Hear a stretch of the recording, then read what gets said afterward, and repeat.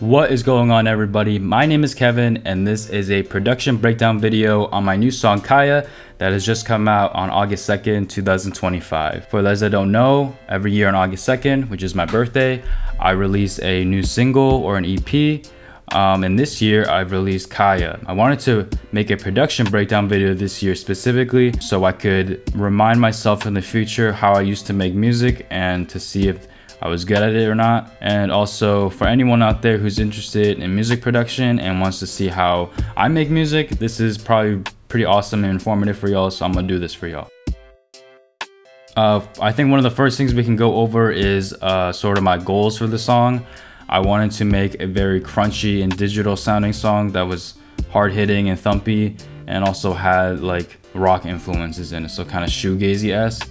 Another goal I had was to be able to make sure that I'm intentional with my sound choices. I think back in the day, I used to throw a lot of things at the wall and kind of force them to work together. This year, I wanted to be intentional with the sounds I chose to make sure that if I put an instrument down, it naturally blended well instead of forcing it to. And I think that helps a lot with the creative process. And my last goal was to experiment sound design finally. I used to just have to sift through a lot of sounds and then turn it into what I'm hearing in my head. And I think it's a very powerful tool if someone can just think of a sound in their head and immediately create it from scratch, like they know what to do. So that's what I wanted to start trying to do this year. But I think now I can do is show you guys the project here. I can actually show y'all the info. I started on July 8th. I'm pretty sure that's July 8th. I don't think I started it after I released the song. So the total time I spent on it has been 55 hours and 43 minutes. So that's over a normal work week. I have 190 plugins, 122 channels, and 44 mixer tracks. And that's just the amount of like stuff I have like instrument wise or like track wise for this song. So it's kind of a beefy song, I would say. In terms of music properties, the song's 140 BPM, C sharp major, and 4/4 time, for those that know what that means.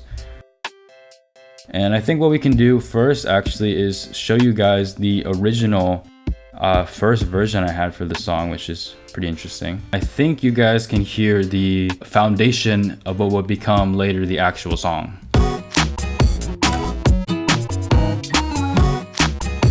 Yeah, so it's like very video game soundy. I think that's a lot of what my music sounds like in the beginning because I use a lot of synths. All right, so here's the actual file. And I think what I can do is kind of go like piece by piece and show you guys what like components make up the whole song. All right, so here's what the percussion sounds like at the beginning of the song.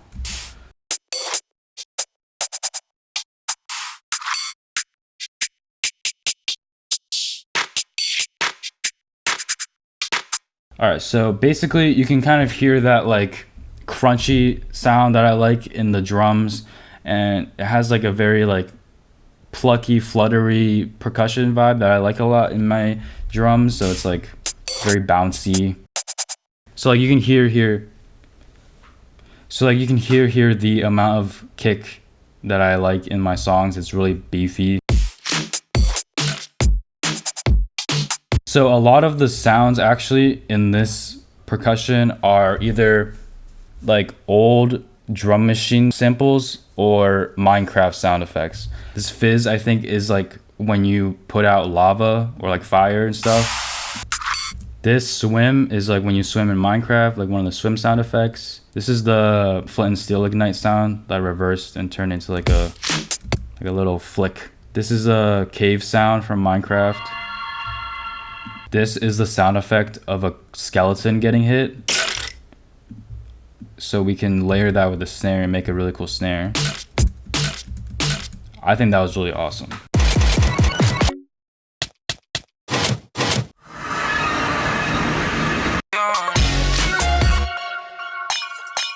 Apart from Minecraft sounds, I also have a lot of sound effects from like musicians that I like. As a kick from Underscores to Underscores kick. This is the clap from Apple, I think by Charlie XCX. A lot of like the sound effects I like kind of just mashed together from a lot of places, and I think that helps make it goes well with like the kind of digital thumpy hard hitting vibe that I'm going for with this drums.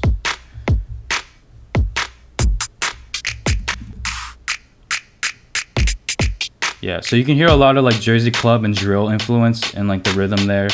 So that's a big thing about my drums is like I like to make it hard hitting and crunchy and syncopated. The rhythm like really sets the tone for how the song is built upon, and I like making it be really syncopated all the time just so it sounds weird but also interesting. I don't know if that makes sense. So the next thing I think we can go over is more of like the instruments. There's a lot of acoustic guitars in this song.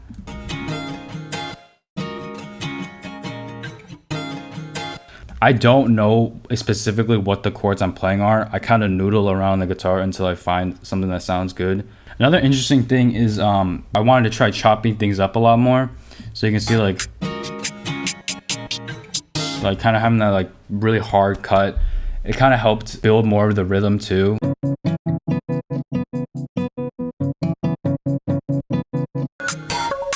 These are like little ambient things, kind of going back to the ethereal vibe. So like I can show you, this is what it sounded like originally. And you just, I applied like a delay, a big crush, distortion, and it just turns into like this. It kind of sounds like it's like early 2000s bad speaker vibe that I like. And it kind of adds like just like a little thing that sits in the back.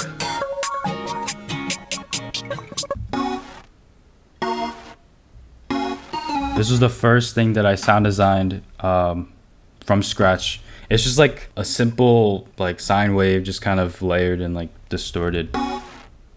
But I was proud of it because it was the first thing that I made my own, so it was pretty awesome. And I use Vital. It's basically like Serum but free. So if you guys want to make your own instruments and you don't want to pay for Serum like me, then you can use something like Vital, which is free and awesome. So in a similar vein, the 808 is something that I also created from scratch. I think I watched like how to make an 808 tutorial in Vital, and I made this. This is what it sounds like raw, and then you can add like distortion and stuff, and it becomes like this really hard 808. And I like to do a thing where I like slide the 808 down. Sounds like it just like collapsed in itself and like crunched down. So let's move into like the chorus part because I think there's a lot of cool stuff here.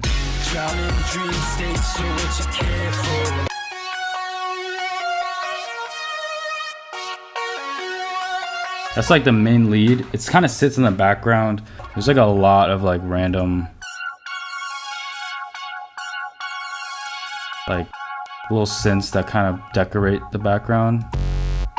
This is the bass.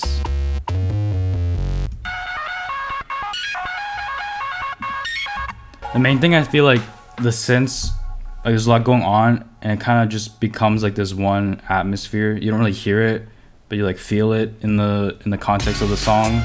So a lot of these instruments just have like very big crush digital sounds applied to them.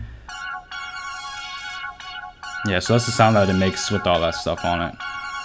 Just like very digital but ethereal sounding. This is like a little ARP. I would say the bridge here is probably my favorite part of the song because it's like where the rock influence kind of comes out. You hear the really low crunchy guitar, and then this is my acoustic. This is my acoustic guitar here that I distorted a bit. Yeah, so there's just a lot of like plucky sounds and like digital, very simple digital like plucks basically. I stay on my own way. I can make it home again. Believe in me, I'm on the train. So this outro part is probably one of my favorite like production moments because I just had like a really strong flow state making this. Like it was really easy to come up with what the sounds were, and it just flowed really, really nicely. Like I didn't have to tweak a lot of stuff for this. It sounds pretty much like what it sounded like when I first made it, and I think it's just like really, really cool sounding.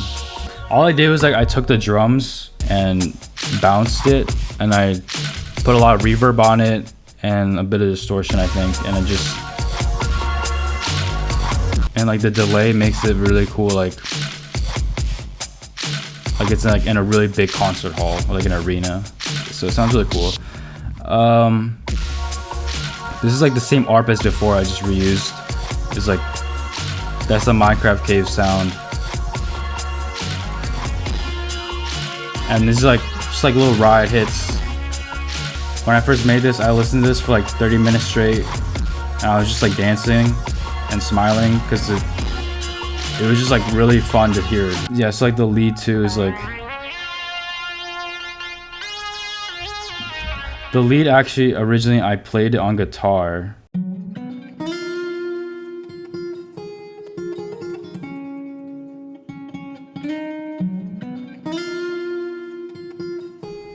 And you can hear like my like bracelet. You can hear like my bracelet.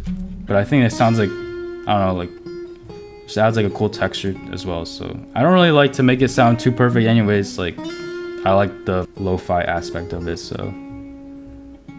And then when you layer it with the lead,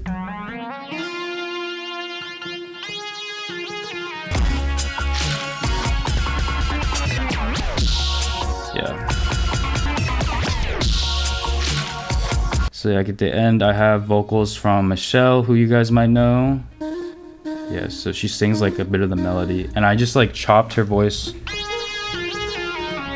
I added a lot of like delay, stereo shaper. I like purposely wanted to sound like an old video game, like when someone's speaking, like Big Crush 8-bit voice. You can hear like there's like little chops when she's like singing and holding the note, like it clicks.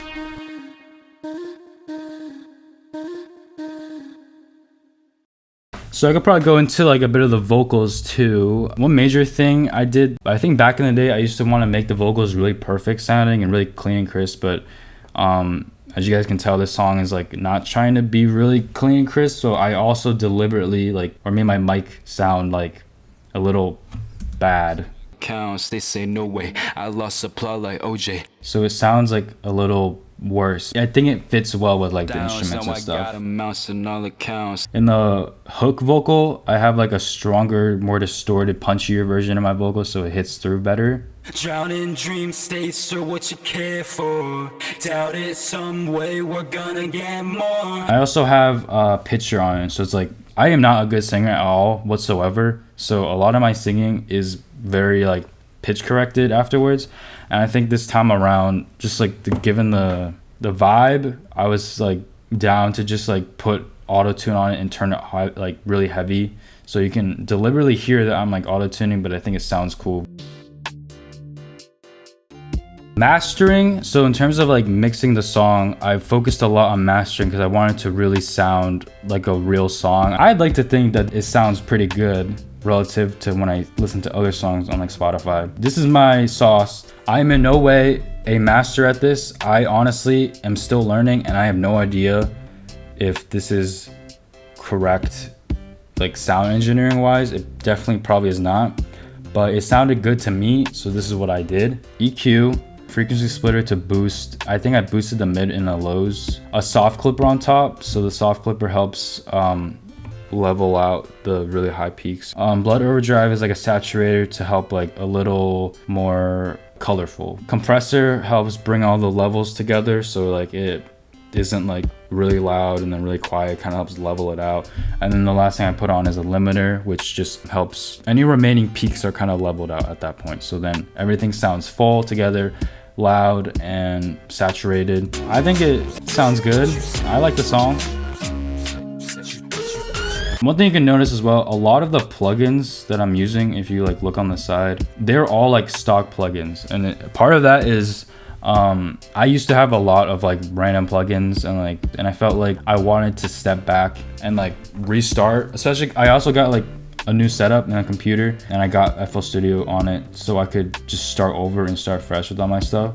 So that's why a lot of these plugins are just like stock plugins, because I'm able to just make the same sound with like the stock plugins, and it also helps me understand the tools more rather than just like using whatever tool it is. Like if I can understand these tools and make the same sound, I think that's more powerful. One other thing I did this time around is I got myself keyboard, MIDI keyboard that I can use to play my music, and this came very clutch. I have like ideas and it's hard to draw it out on MIDI. And I know like if I play it, it's probably way easier. So this came in really clutch this time around to like make melodies and like jot down ideas pretty quickly. Thank you to Michelle for helping me get this for my birthday as a gift. So this is very awesome. And I used it a lot throughout the song. I'm gonna use it for a lot of future songs too. The Arturia Mini Lab 3. This is the guitar I have. I don't know if I ever shown people. I use this guitar in like every song since I started. It's a Yamaha. I forgot what it is specifically. Yes, this is a Yamaha. My mic is a Yeti microphone, and my headphones are the DT990 Pros from the DT990 Pros. They're this thing right here. I forgot what they're called. So that's like the gear if you guys are interested. If you guys have any additional questions or queries from this video, please leave it in the comments below and I will definitely reply to them. I love talking about music and stuff. So this was one of my favorite songs I've ever made, and I'm really glad to be able to kind of show you guys a bit of how I made it. I feel like this video is probably really messy, but song production for me is also pretty messy, but I think that is one of the best things about it, is I can just be creative and free and like do what I want. Next year, I'm planning to hopefully release like an album and not just like one song. My idea is currently more jazz focused, more like organically jazz focused instruments. So hopefully something like that will drop next year on August 2nd, 2026. This is Kevin / Klovyn out. Thank you for watching, everybody.